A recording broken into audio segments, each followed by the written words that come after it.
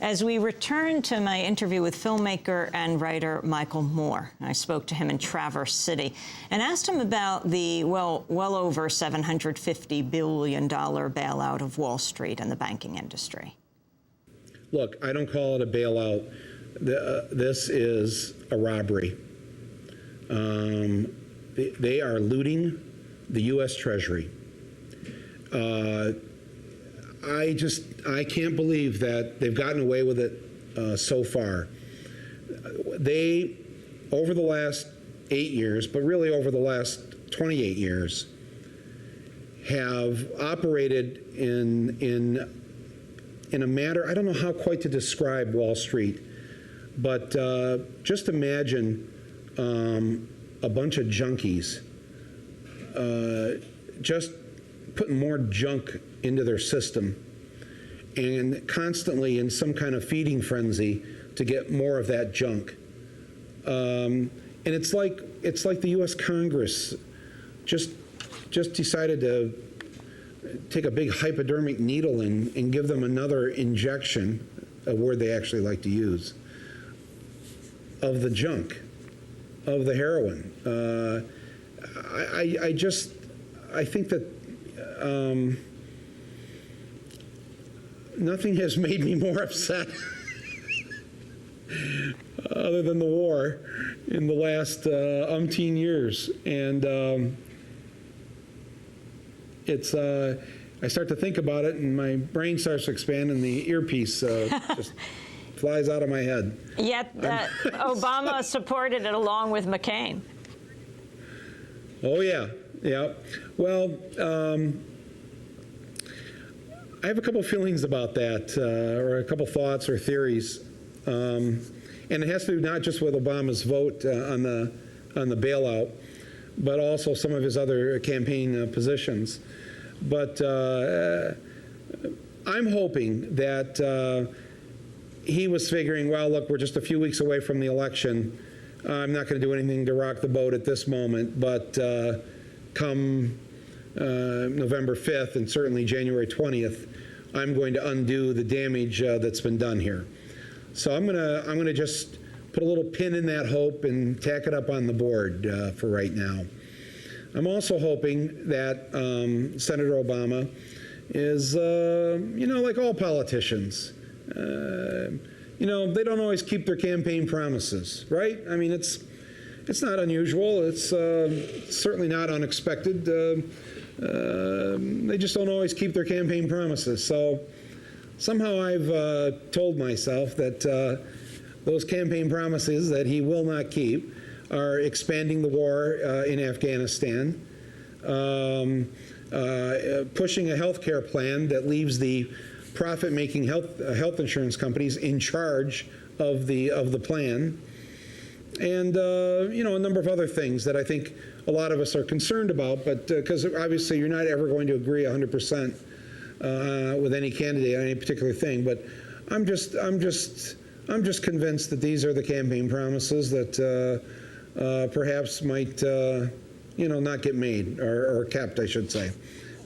So wouldn't that really we'll largely see. depend on what people demand and who he is surrounded by and who people demand he is surrounded by, if in fact he becomes president? Well, that's why, yes, and that's why I think that a landslide in terms of the Congress, in terms of throwing out dozens of Republicans from Congress and from the House and from the Senate, if there is a huge outpouring on Tuesday, I think that'll send a very strong message. I'll give you an example of how I think this is going to play itself out. I don't agree with Senator Obama's health plan. It's not a single-payer universal health care plan. It doesn't cover everybody. It's not nonprofit. It still sends billions of dollars into the hands of insurance companies and pharmaceutical companies, et cetera. But there is a great bill in Congress that now has close to 100 co-sponsors. Almost half the Democrats in Congress support the John Conyers universal health care bill. if we elect a large majority of Democrats on Tuesday, I believe that there's a good chance of that bill passing, and a President Obama, even though that isn't his plan, is not going to veto a bill passed by the Democrats in the Congress who want this passed. So, you know, I'm hoping I guess a lot for for us to have a long period of what people experienced when FDR was first elected in 1932. What about the war in Afghanistan and Iraq? I mean, Senator Obama has been very clear. He was opposed to the war in Iraq. He really wants to see a surge, as he puts it, in Afghanistan, agreeing with McCain on that. What gives you hope? Why give him the benefit of the doubt that actually he would change his position once he came into office? Well,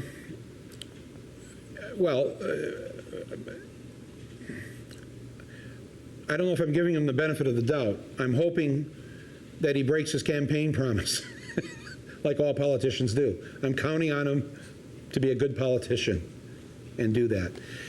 As far as the war and his idea of expanding the war in Afghanistan, you know, I have Gorbachev's phone number. I could give it to him. He could call Gorbachev and ask him how that worked out for the Soviet Union.